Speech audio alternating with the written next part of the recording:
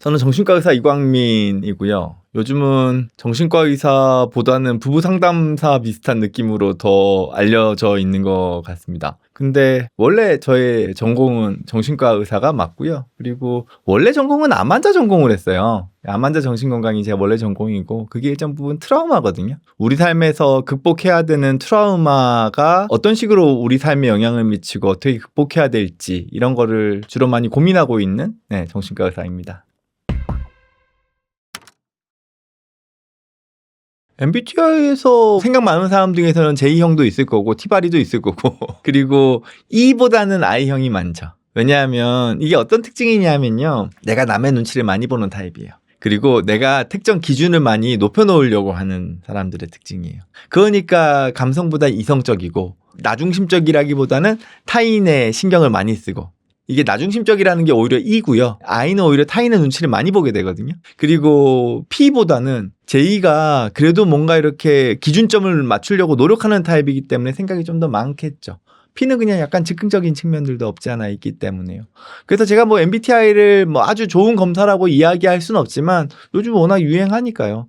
MBTI상 따졌을 때는 굳이 I랑 T랑 J가 있으면 좀 생각이 많을 수 있겠구나 이렇게 생각할 수는 있을 것 같아요. 제가 이번 책이 두 번째 책이거든요. 이번 책은 어찌됐건 간에 뭐 무기력을 극복하기 위한 루틴 이런 것들 좀 강조했다면 첫 번째 책이 사실은 불안과 관련된 책이에요. 첫 번째 책은 책 제목을 이야기하려면 랩을 해야 돼요. 쓸데없는 걱정으로 준비된 체력이 소진되었습니다. 라는 제가 이름을 외우는데 한 2주 정도 걸렸어요. 그러니까 쓸데없는 걱정이 많은 사람들. 그게 불안이죠. 근데 여기서도 지금 제목이 약간 좀 유사한 게 쓸데없는 생각이 많아지면 우리는 에너지를 많이 써요.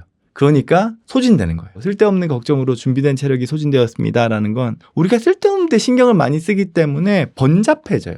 내가 집중해야 되는 건 이 영역인데 자꾸 나한테 우선순위상 뒤에 있는 것들까지 계속 신경을 쓰다 보니까 이것저것 자꾸 산만하게 하게 되고 그러다 보면은 결과물은 뚜렷하게 나오지 않은 상태에서 나는 이미 에너지를 다 써버리는 거예요. 그래서 생각이 많을 때 중요한 거는 물론 우리가 뭐 일상생활에서 명상이라는 것도 중요하고 다소 멍 때리는 것도 중요할지 모르지만 우리가 열심히 살아가는 과정에서 생각이 너무 많다라고 할 때는 내가 생각하는 내용들을 쭉 정렬을 하고 난 다음에 여기에 우선순위를 정해야 돼요. 그리고 중간 밑에는 과감하게 버려야 돼요. 상부 50%만. 근데 이것도 완벽주의가 더 심한 사람들은 상부 30%만 남겨놓고 다 버려야 돼요. 그리고 상부 30%를 해결해 놓고 다시 리스트업 하는 거예요. 그리고 다시 상부 30%만 남겨놓는 거죠. 밑에 있는 걸 과감하게 버려야 돼요. 왜냐하면 우리는 일을 할 때 효율성이라는 거에 따라 가지고 능률이 높아져요. 내가 신경 쓰는 게 여러 가지가 동시 진행되잖아요. 뭐 멀티를 할 수 있으면 좋긴 하겠죠. 하지만 멀티를 하는 사람은 집중 자체에 대한 효율성이 상당히 떨어져 버리기 때문에 일에 대한 능률이나 효율이 떨어져요. 이런 거죠. 컴퓨터에서 프로그램을 여러 개 돌려봐요. 그럼 컴퓨터는 느려지는 게 당연해요. 그게 더 심해지면은 다운되죠. 우리 역시도 마찬가지예요. 내가 하려고 하는 것들이 너무 많아요. 그런 것들을 동시에 진행하려고 그래요.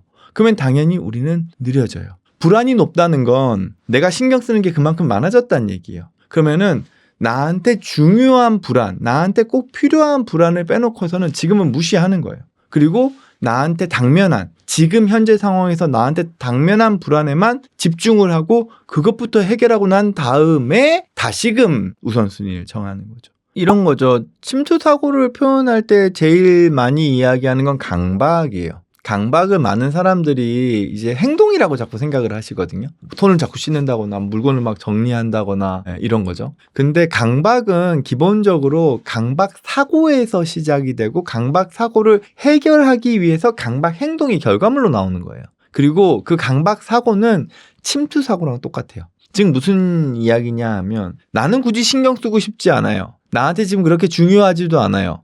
근데 내 생각 사이사이에 지금 내가 당장 필요하지 않은 생각이 내가 원치 않게 끼어드는 거예요. 강박의 대표적인 격은 이거죠. 내가 일상생활을 하고 있는데 순간 내 손이 깨끗하지 않은 것 같아요. 더러운 것 같아요. 오염된 것 같아요. 이것 때문에 괜히 내가 뭐 안 좋은 병에도 걸릴 수 있을 것 같아요. 그런 생각이 그냥 내가 일상생활을 하고 있는데 문득 우리 삶 사이에 끼어드는 거예요. 그럼 불안해지죠. 그러면 어떻게 해야 돼요? 손을 씻어야 돼요. 왜냐면 내 손이 더러워진 것 같으니까. 근데 그게 자꾸 반복되면 하루에 수십 번, 뭐 심한 경우에 100번 넘게도 손을 씻는 상황들이 발생을 하는 거죠. 이게 침투 사고예요. 근데 침투 사고 중에서도 막상 나한테 지금 필요한 거라면, 예를 들어서 예전에 우리가 코로나 상황이 됐을 때 오염에 대한 침투 사고는 갑자기 정상이 돼버려요. 오히려 위생상 아주 건강한 행동으로 바뀌어버릴 수도 있죠. 그러니까 이게 내가 처해 있는 사회 문화적인 환경, 그리고 나의 어떤 직업적인 영역이나 이런 거에 따라 가지고 이 침투 사고가 때에 따라서 우리한테 필요할 수도 있고 필요하지 않을 수도 있어요.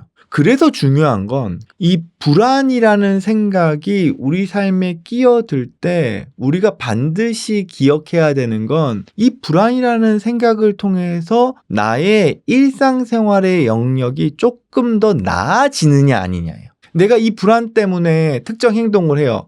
그게 뭐 손을 씻는 게 됐던, 정리를 하는 게 됐던, 아니면은 숙제를 미리 하는 게 됐던, 공부를 미리 하는 게 됐던, 뭘 하는데 도움이 된다면 이 침투 사고는 나한테 필요한 침투 사고예요. 하지만 특정 생각이 들었어요. 근데 그 특정 생각 때문에 내가 겁이 나요. 두려워요.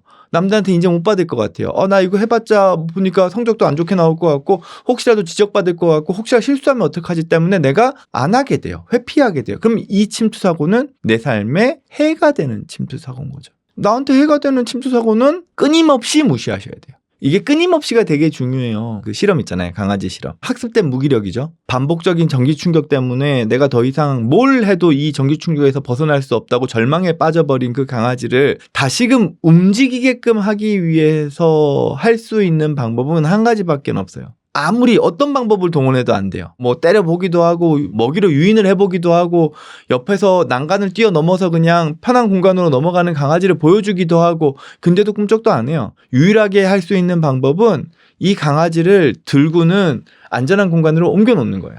근데 한 번 가지고는 안 돼요. 다시 원래 전기 충격이 있는 장소로 옮겨놓으면 또 아무것도 안 하고 있어요. 그거를 반복해서 여러 번 안전한 공간으로 옮겨주고 안전한 공간으로 옮겨주고를 반복하고 나서야 이 강아지가 그 다음부터는 스스로 움직이게 되거든요. 지금 무슨 얘기냐 하면 우리 삶에서의 무기력을 극복하기 위해서 우리가 하는 루틴은 한두 번 해가지고 해결되지 않아요. 꾸준히 꾸역꾸역 반복해서 해야 해요. 그런 것처럼 우리 삶에 방해가 되는 침투 사고를 무시하는 거 역시 한두 번 해가지고는 안 돼요. 그런 침투 사고가 끼어들 때마다 무시하고 끼어들 때마다 무시하고 끼어들 때마다 무시하고, 그걸 끊임없이 반복을 해야지만 우리가 귀찮아해서 하기 싫은데 겨우 움직이는 영역, 학습된 무기력을 내가 반복을 통해서 극복을 할 수 있는 거고, 반복되는 침투 사고 때문에 내가 힘들어하는 영역을 내가 끊임없이 무시함으로써 그 침투 사고도 극복할 수가 있게 되는 거죠. 우리 정신과 영역은 수술처럼 한 번에 그 무언가로 좋아지는 건 없어요. 그리고 심지어 완치도 없어요. 내가 우울증이든 공황장애든 양극성장애든 조현병이든 무슨 병이든 간에 치료를 통해서 증상이 완화되고 내가 그 영역을 무시하면서 나의 삶에 집중해서 살아갈 수 있다 뿐이지 나의 증상이 완전히 없어지지는 않아요. 다만 내 삶을 괴롭히지 않는다 뿐이에요. 그럼 나는 정상이에요. 근데 그렇게 살아가다가 또 스트레스가 많거나 신경을 많이 쓰거나 환경이 안 좋거나 트라우마가 있으면 우리의 증상은 다시금 올라올 수 있어요. 그럼 다시 치료해서 그걸 낮추는 거예요. 없어지는 게 아니라는 거죠. 그렇기 때문에 우리가 정신적인 건강을 유지하기 위해서 끊임없는 자기 관리가 필요한 거죠. 진료 역시도 마찬가지일 수 있어요. 정신과 진료나 상담이나 이런 것도 중간에 뭐 괜찮을 땐 잠깐 안 올 수 있어요. 하지만 내가 꾸준하게 관리하기 위해서는 가끔씩이라도 가서 확인하고, 또 필요하면 내가 조절할 부분 조절하고, 또 경우에 따라서는 약물 치료도 병행하고, 이런 것들이 중요한 영역이라고 할 수 있죠. 이게 의학적인 연구라는 것 자체는 기본적으로 통계를 기반으로 둬요. 통계에 기반을 둔다는 거는 어디까지나 확률적으로 높은 가능성으로 이러한 행동이 건강에 도움이 된다라는 의미죠. 그래서 예전에는 8시간 정도를 잤을 때 가장 건강하다라고 얘기를 했지만 최근에 통계는 7시간으로 줄었어요. 근데 이거 역시도 개개인마다 차이는 있어요. 저한테 오시는 많은 분들이 그 얘기예요. 7시간을 자더라도 늦게 자서 늦게 일어나면은 성장 호르몬 분비되는 12시에서 2시 사이에 잠을 안 자고 있기 때문에 몸에 안 좋은 거 아닌가요? 성장 호르몬이 열심히 분비되는 시간은 사람마다 달라요. 꼭 12시에서 2시까지가 아니거든요. 근데 이거를 그냥 확률적으로 많은 사람들이 그 시간에 많이 자서 성장 호르몬이 많이 나온다는 걸로 그냥 그걸 팩트라고 인식을 해버리면은 오류가 생겨버리는 거예요. 수면에 있어서 제일 중요한 거는 본인의 삶의 환경에 가장 최적화된 일관된 시간을 규칙적으로 자는 거예요. 어떤 사람은 아침에 일찍 일어나야 해서 하루에 5-6시간밖에 못 잘 수도 있죠. 그러면은 평일 5일에 일을 한다고 생각을 하면은 일주일 중에 한 5시간에서 많으면 10시간 정도 수면량이 부족한 거 아니에요. 그러면 그 부족한 수면은 주말에 몰아자는 거예요. 어쩔 수 없잖아요. 근데 그렇다고 나의 건강을 위해서 일을 포기하겠어요? 아니면은 뭐 직장에다가 저는 건강을 위해서 저는 7시간을 꼭 자야 하니 출근 시간을 늦추겠습니다. 할 수 없잖아요.